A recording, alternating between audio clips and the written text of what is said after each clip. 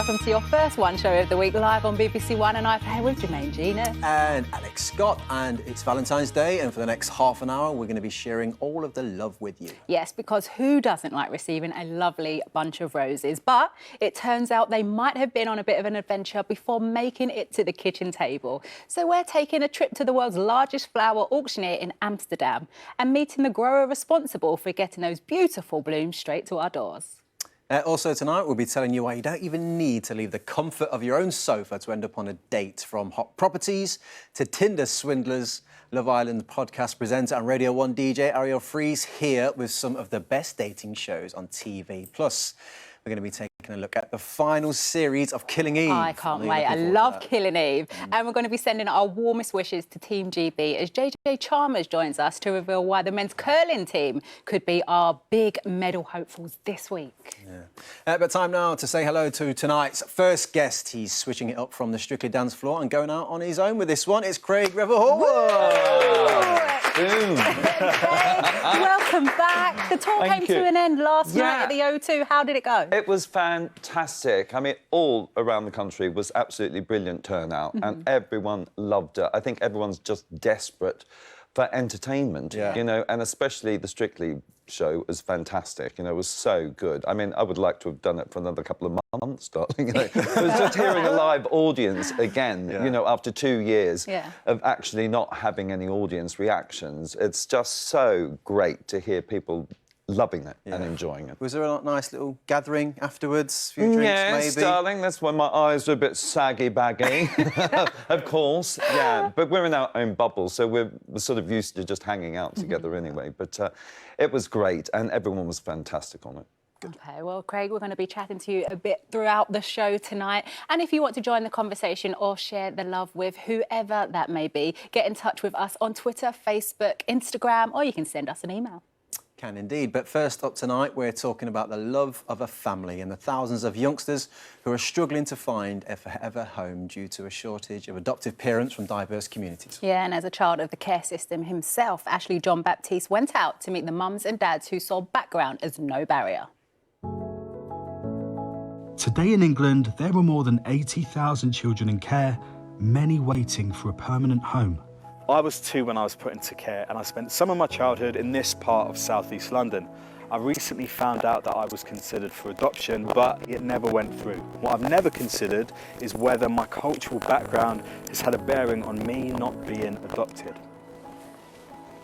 Government statistics show that black children in England are more likely to be placed in care, but significantly less likely to be adopted. I'm keen to find out the reason for this disparity and what needs to change. According to the charity Adoption UK, one problem is a national shortage of prospective parents from diverse backgrounds. Parents like Vivian and Ade, who adopted their 3-year-old son in 2020. It's hard to imagine our family without him now. We've seen him just grow in leaps and bounds. Why do you think there's a lack of black and ethnic minority people coming forward to adopt? In my opinion, a lack of maybe diverse social workforce that kind of understands some of the cultural nuances within, you know, the black community. So I'll give an example is international police checks. We were required to do that because we'd, you know, lived outside of the UK before we turned 18. We just would go to your embassy. And that process alone took us about 2 months. So just that lack of awareness around some of the challenges that might impact, you know, potential adopters coming forward. And according to Adoption UK, ethnic minority families across the UK do face greater challenges than white families when it comes to adopting. Alison Woodhead is from the charity.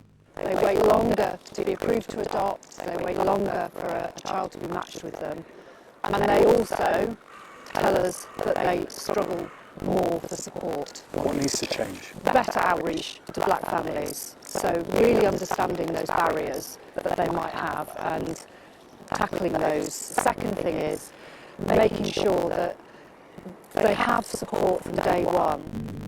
The government told us its national adoption strategy has already improved waiting times and increased recruitment from minority ethnic backgrounds. It says it's working to address racial disparities in social work, and that since 2015, its adoption support fund has supported thousands of families.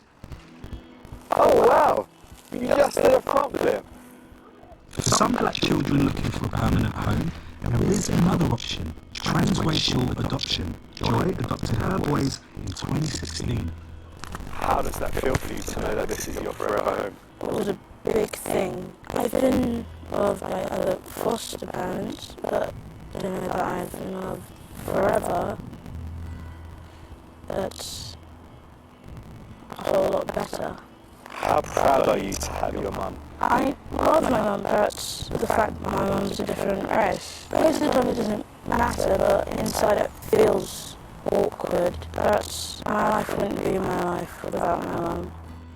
I wasn't particularly looking to adopt children from a different ethnic background, but I also was really aware that if I wasn't going to adopt them, that they were unlikely to get another adoptive placement lined up. Do you ever feel what you bring as a mum to these boys is lacking at times because you're not black? Yeah, I do. And it's one of those things that we can't change. There are things about me being a white person that means I'm not going to be able to give them that culture or identity. So we actively, make sure that we spend time, with a wide range of people from different ethnic backgrounds.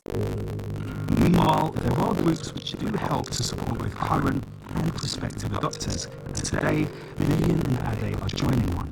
We went through this process during COVID, and so that itself had its own challenges. Having people to support you on that journey is very important, and those experiences help to shape your experience. Ultimately, we're all aiming for the same thing, to provide a loving environment, a loving home, and the best life possible for each child. I actually think that's so fantastic, and so the emotions expressed in that, because I think it might make people aware that weren't even thinking along those lines before, and how important it is. But Craig, you actually expressed about adoption before in the past. Yeah, well, I was in Annie, the musical, playing Miss Hannigan, who runs an orphanage, and it did get me thinking, and a couple of my friends have actually adopted, and it's turned out brilliant, and so I think it's really important, that these kids are loved and receive love, and gives them a brighter future, doesn't it? And that's what you could see in the video. You definitely could. I want to talk to someone you know very well, actually, in a minute, Craig. JJ Chalmers, from your Strictly days. How are you doing, JJ? Okay? I'm terrified. It's Craig's here. That's what it is. I'm really I am on Smiley, Craig, today. Yeah, indeed. No, Craig is lovely, but it's still, flashbacks to the Saturday night off. There's been, talking about kind of the Winter Olympics, which you're covering at the minute, JJ, there's been a bit of an issue with the snow in Beijing. I mean, originally they've had to import the snow because there wasn't enough of it, or real life stuff anyway. Now the real life snow has turned up and there's too much of it. It's just chaos. What's going on? Yeah, I mean, it is. You wouldn't think that the weather, or bad weather would be the issue come these days. You're absolutely right.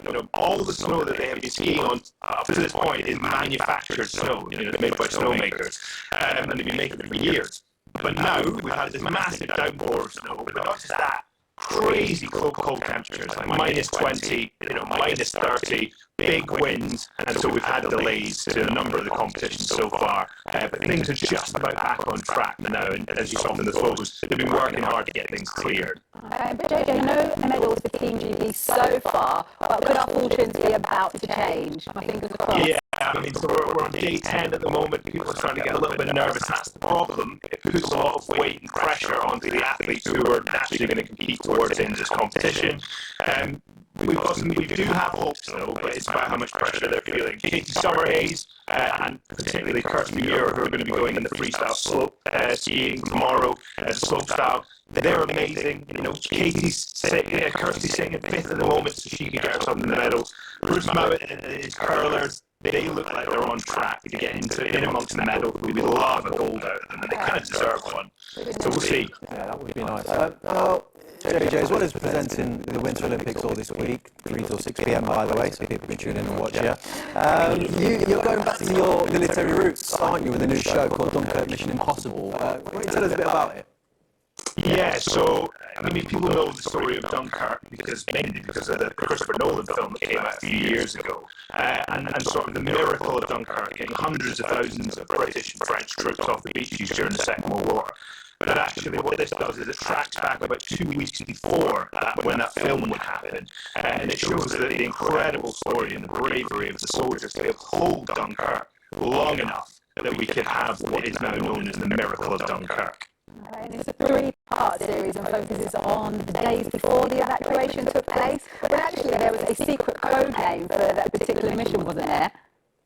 Yeah, so Operation Dynamo is this sort of amazing, as I say, this mission which involves both the keeping Dunkirk sort of safe so that the men can get to the beaches and off of it, and then also this amazing, the civilian fleet, people, just ordinary people, fishermen or pleasure cruisers, anyone that had a boat was basically asked to head for France and try and get soldiers back. And I mean, I think we can sort of remember 2 years ago when all of a sudden volunteers started coming forward to fight the pandemic, but this is just on an unimaginable scale because people are being asked to head into harm's way in a war zone. And I just don't think we can quite comprehend the sacrifices that were made 80 years ago. JJ, thank you for coming on. It's a pleasure as always. And Dunkirk Mission Impossible starts this Saturday at 9:30 on Channel 5. Still to come on tonight's show, from snooping around your partner's property to whispering sweet nothings through the wall, we'll be taking a look at the most popular dating shows on TV this Valentine's Day. And they're blooming lovely, but where do they come from? Chris Babin discovers how far your red roses have travelled for the most romantic day of the year. Craig, on the subject of flowers, I thought I'd bring it up. You engaged your partner, Jonathan. Yeah. Is there romance in the air around Valentine's Day? You're a big fan of the flowers? Well, that's why I'm here. Where's Alex Jones? Don't forget him today. He bought me 12 red roses and made a little thing out of paper. It was lovely, and a bottle of champagne. Oh, there we go. I'm doing that when I get home. It's when you're about to leave him again and go off on your first solo tour. I know. Before we ask you to talk a bit about it, let's see why you're so entertaining.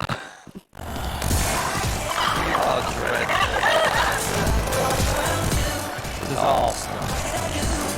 I was staggering about, lost and drunk at a party, darling. I thought it was bad. It was man of my own heart. And there she is. Snuck that in. The tour. Craig, it's called the All Balls and Glitter Tour. Yes, it is. And it's based on my first book, my first autobiography, basically, where I sort of divulged everything. But this is like a musical journey of my life, if you like. It's not a dance show, though, is it? No. It's like a musical. Yeah. That has a story as well. Act 1 has a story and all that. And then... and I'll be singing, I'll be dancing, I'll be telling stories, hopefully they'll be funny. You'll see the lighter, brighter, smiley side of me. I mean, obviously, on Strictly, I have to be a judge, and I play that character. But on tour, I'm going to be my total self, and I can't wait. It's because I really gave up singing and dancing when I was 30 to become a director, choreographer. And of course, I've had a wealth of musicals, that I've done, and I'll be doing songs from Mr. Khilgaon, Cats, Crazy for You, all of those sort of musicals and shows, and songs that sort of like Desert Island Discs in musical form, where I perform my life. It's going to be quite strange, actually. I can't wait. I'm super excited. I'm also super nervous. This is the first time I've ever done it. Yeah, I think it's going to be a lonely old world, darling, just be on the stage alone. It's going to be good fun, though. With the stories, though, I mean, they're all a part of your life, aren't they? Yeah. And I'm guessing not everybody's heard this story. No, there's some, to where you are today. there's some secrets, obviously, that I'll be sharing, things that I haven't put in, my autos. Yeah.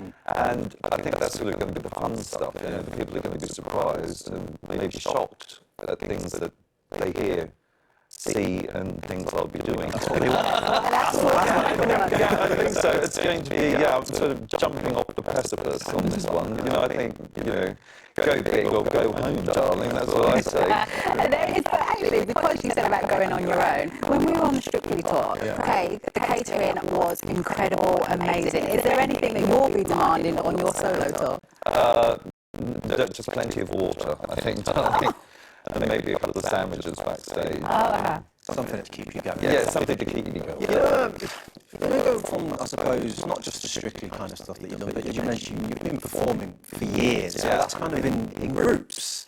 When you're kind of like on your own, not just even so much like on stage, but everything that kind of goes with it, is that going to be strange? Kind of like being doing it? It's a dream I had as a child, you know, and I think I'm just fulfilling it now, sort of 50 years on. At 7, you know, I was dreaming that one day I'd be, you know, stood on the stage singing, bizarrely, but then I started to dance, and then fell in love with that, and then that led to musicals where I was taught to sing, and then that led to acting, so I'm putting all three together now. And is that what you're more excited for these people to see at this time, that journey, and a different side to you, actually? Well, yeah, because I think mostly people think I'm like me on Strictly all the time. But I actually am quite fun. I just have my teeth whitened not to be seen, darling. You know, so it's going to be good. And I think people will learn a lot about themselves and about me through the show, and I think that's important. And I think it's really good to show people who you really are as well. You know, and I'm really looking forward to it. It's super exciting. What about the wardrobe? I mean, the sparkles, is it? Well, I'm going to be wearing a bit of pink. I know that. Shiny pink satin, like the poster. I think I wouldn't want to disappoint anyone. There it is, darling. I've saved that one. You know, so, but I will be doing a few costume changes, so that'll be good. Yeah, I'm looking forward to it. And I've got a pianist on stage with me, my friend Ben. You've got the full works. Yeah, it's going to be great. Yeah, I'm really looking forward to it. Okay, it sounds, Craig, you know what I'm going to say? Fabulous. Yes! So you can still purchase tickets for the All Balls and Glitter Tour, which kicks off in Cheltenham on the 24th of March. Now, a bunch of red roses are seen as a traditional part of Valentine's Day, and whether you're sending, receiving, or buying them yourself, I bet you never really thought about how they made it all the way to your home. Well, Chris Babin's been finding out. Every year, millions of flowers are sold in florists and supermarkets up and down the UK. But when it comes to flowers, the busiest day in the calendar is Valentine's Day. Last year, on this day alone, we shelled out more than £250 million on bouquets in the UK. And this year's sales show no signs of slowing. I've spent my life importing flowers and fruits and veg, so I know how hard it is to get fresh produce from the fields and farms to the shops and shelves. But I'm still amazed at the sheer volume of flowers sold at this time of year. And the vast majority come from one auction house in the Netherlands. Royal Flora Holland in Amsterdam is the world's largest flower auctioneer. Flowers are brought here from all over the world to be sold to distributors, who sell to the shops, who sell them to us, the customer. Eric Vassanaga has worked here as a full-time auctioneer for over 40 years, and he specialises in a Valentine's Day favourite, roses. Flora Holland is more than 100 years in auction, and the total size is more than Monaco. So it's really big. It's a small city. Normal week time, we auction approximately 50 million flowers, but in Valentine week we auction more than 100 million flowers. Only roses. Some of the roses come to the warehouse from overseas, but many are grown at flower farms across the Netherlands. Portonova is a rose nursery 40 kilometres from Amsterdam. They specialise in cultivating some of the world's highest quality red roses. If you want a good quality rose, you make it not too warm in the greenhouse. When it's too warm, it grows too fast and will be thinner, and the head is smaller. When you got the rose in the winter time, 7 weeks later, you got the next rose on the same place. Just in time for Valentine's. When we cut them, and first we do 24 hours in the fridge. Then he pumped it up with water. The quality will be a little bit better. and we store it here for 2 days maximum. Then they're sent to Royal Holland to be auctioned, and it's a race against the clock to keep the flowers perfect. Eric and his colleagues put them to auction, where wholesalers and buyers from all over the world bid on the best blooms. In good old days, I can say, this was an auction room, and now this auction room is really closed. COVID has seen buying go entirely online. We have 12 rose auctioneers, and this week we auction more than 100 million roses. The United Kingdom is our second biggest customer. It's €1 billion that we export from via Royal Holland to the United Kingdom. Once sold, the flowers make their way to us here in the UK on refrigerated lorries and end up at one of the many wholesalers or cash and carries we have, like this one here in Bristol. Valentine's Day is centred primarily around one flower in one colour. I mean, what challenges does that present? From sourcing the roses at the start, the cost, but then for us as well, it's an added extra we have to facilitate from the picking and processing side. But then just the sheer volume, obviously we ask a lot of our staff in these busy times, and there's a lot of extra hours and days work that we know is part of our facility. It's an incredible logistical process getting flowers from the farm to the florist. So whatever your plans are this Valentine's Day, the next time you buy a bouquet or pick up a posy, spare a thought for the incredible journey your flowers have been on. Happy Valentine's Day. Don't get me wrong, flowers are lovely, but if you're up for a night out with your other half or a date with your remote control instead, radio presenter and DJ Arielle Free joins us now to give us her romantic rundown of all the best dating shows on the telly. First up, we need to talk about the Tinder swindler. Yeah, you say romantic, but some of them are romantic and shocking. Yes. And this will be exactly that. It's actually based on a true story. It is about a fraudster who goes on Tinder, matches with potential suitors, and pretends that he's the son of a diamond billionaire. And in fact, he's completely conning them all. Not only that, he cons a lot of women out of thousands and thousands of pounds. So it's not the most romantic dating show, but definitely one you should watch, because like I say, the headline for this one is shocking. I couldn't believe it when I was watching it, what was going on. Yeah. And it sounds romantic with the private jets, the fancy hotels. This is all a little bit too good to be true, and actually it is. What else though should we be watching? A bit more romantic. Yeah, something a bit more romantic, less gritty, less shocking. Is the brand new series of Love is Blind. Now, with the first season, it's the second series. It just came out this weekend. 10 singletons try and woo each other in love pods. Now, in these love pods, they can't see each other, they can only hear each other. So, first impressions, without being able to see them, is what it's about. And then, if you like them, you get engaged and marry them, naturally. Can you touch the person? No, this is screen is blind. Love is blind. You can't even. This is just the screen. You can check it out. You'll see. The pods are officially open. This would be an awesome story to tell our kids. I met your dad in a social experiment where I was dating 14 other guys. Anybody what, huh? Now, the part of this I love is the social experiment, because we get to see everything, but the participants only get to hear the person they're in the pod with at that time. And some of the participants, well, they spread the love, shall we say. They go around flying with different pods. So you may think you find the love of your life, but in fact, they're the life of 6 other contestants. So there's a lot of sharing the love in that show. Sharing the love. Okay, but that's not the only international dating show winging its way to us, is it? No. This next show we're going to talk about, I know Craig is a huge fan of. You saw series 1, didn't you? What did you say? It was ridiculous. Ridiculous. The brand new series of Married at First Sight Australia is back. It was shocking, it was brilliant, there was drama, it was everything you want from a dating show. Loved it. But I mean, there wasn't much romance. No, it's comedy, darling. I mean, that's the only reason I was hooked on it, because it was very funny and totally, absolutely ridiculous. There's some real stand-up characters. Well, there was some real stand-up characters in the first series, and the new series kicking off the 21st of February on E4. When I say there was drama, like, there's just things you don't expect, and I'm really hoping that we get that from this new series. Feast Your Eyes on What's in Store. We hope there is a beautiful man standing there with me, falls in love with me. Alright, I hope your wife has fun on the road. She's gonna love me. Oh, that's gorgeous. He's to the star with that ugly as awesome.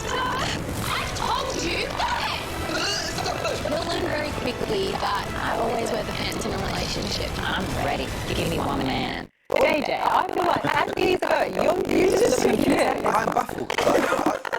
I don't get the obsession with not seeing people. Well, I mean, it's worth mentioning if you haven't seen Married at First Sight, you get married first, and then it's after what happens. But yeah, I mean, you were just shaking your head. You just turn up to the wedding, you just turn up to get married, started basically, and then you've got to work out. We got it wrong. Maybe we've been doing it all wrong this whole time. Yeah, he's been married. He doesn't get people now trying to. Yeah, let's switch up the tradition. Give me something else. What about Hot Property on BBC Three? Right, well, this is my absolute favourite, and that's because it is hosted by the excellently, brilliantly, hugely entertaining young Philly. And if you don't know who he is, he's just funny personified. He's such a character, and he leads this show. It's really British, it's really real, and the best thing about it is the potential daters get to snoop around the person they could date's bedroom. So you don't get to see him again then? No, they choose by going into the room and seeing whether they like their bedroom or not. Whether they tidy the room or not, basically. It's messy, but then well, check this out because you'll be surprised if you don't clean their rooms before. Did you choose a blind date? Based on only their stuff. They have to pick from 4 pictures. Snoop around 3 bedrooms. Meet their friends. To find one perfect date. Where's the first place you're looking? Well, I'm looking if it's all clean. If there's all a load of mess and everything's cluttered, I'm gone already. Well, the first room you get to see is the bedroom, or at least that's the kind of format of it. So, and what is really surprising, like you said, people don't clean their rooms. In fact, there's a lot of things that should probably be cleared away before you let someone dive in here. So I'm actually quite surprised about I'm just putting anyone who wants to go on that show, maybe just get rid of any kind of sort of suspicious items. But the best thing about this, they just announced that there's a brand new series with celebrities involved. He's looking at me. I know I'm single, JJ. I know. Okay, someone Craig knows all too well. Over to Marie says. He's doing a dating show. Yeah, but we don't know much about this. It's called Romeo and Duet. We know it is about people finding love through the power of music. And they're filming it right now. It's shrouded in mystery at the moment. Our wonderful OT is presenting it. And then apparently there's an iconic balcony. That's all I can tell you. I mean, like Romeo and Juliet, whether someone's going to serenade you or dance, but it's all about the power of music bringing people together. Thank you so much. Yeah. Thank you very much. Well, speaking of Best on the Box, we've been sent a brand new clip of Killing Eve, which returns on BBC One and the iPlayer on the 28th of February. So let's take a quick look.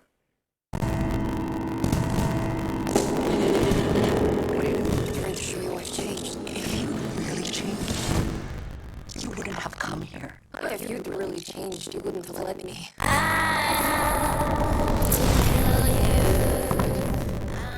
Okay, so look, we've also been sent a box of chocolates from Villanelle herself with a note, and it says, I had some chocolates made just for you. Isn't that romantic? P.S. Sorry about the poison one, baby. Oops. Right, so I guess it's a game of Russian roulette here. One of them is poisoned. Chili. So we don't know, right? Craig? JJ, Craig, you've got 2. We've got 1 each, right? So we all need to have a go right now. We'll do one by one, yeah? Who's got the chili? Go for it. Yeah, of course. Oh, I'm good. I'm really normal. Arielle? Oh, you need to try your apple. Oh, for me or you? That's really nice. Who's got the chili? It's me. Ah!